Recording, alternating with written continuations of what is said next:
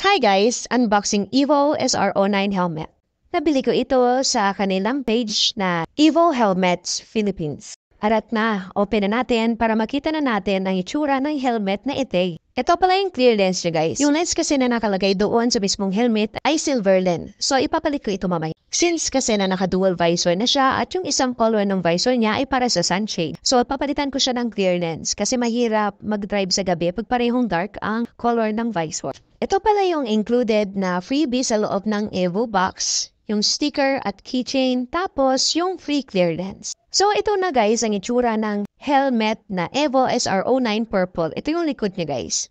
So yung harap niya, ang itsura is silver lens. So papalitan ko siya mamaya kasi nga pareho silang dark color nung isa pang lens sa loob na para sa sunshade. Mahirap kasi para sa katulad kong nearsighted ang magsuot ng dark lens sa gabi. Pero kung 20/20 naman ang vision mo ay laban na yun. Bet ko dito is itong visor niya may lock na din. Pipindutin mo lang ng ganyan, ayan mag-open na siya. Wow! Tapos ito naman yung second visor niya sa loob, yung para sa sunshade, ayan. Nasa gilid sa left side lang ang controller niya, up down lang. Ito naman yung itsura ng ilalim at ng loob niya. Yung dalawa nakalagay na emergency na yan. In case of emergency, hihilain na lang yan. At yung lock niya is quick release pa rin. Kagaya din ng ibang helmet. First time kong bumili ng Evo helmet kasi yung mga dating helmet ko, puro LS2. Simple lang siya tignan kasi nga plain lang siya. Wala siya masyadong kaarte-arte. Ayoko kasi na may mga design.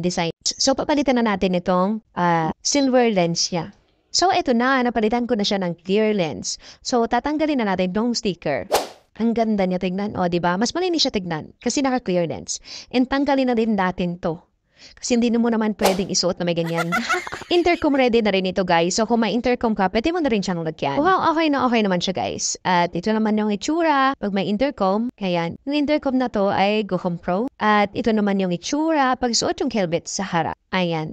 So kung gusto mo din ng ganitong helmet, check mo na lang yung description or comment section. So hanggang dito na lang ang video guys. See you in my next vlog. Bye-bye!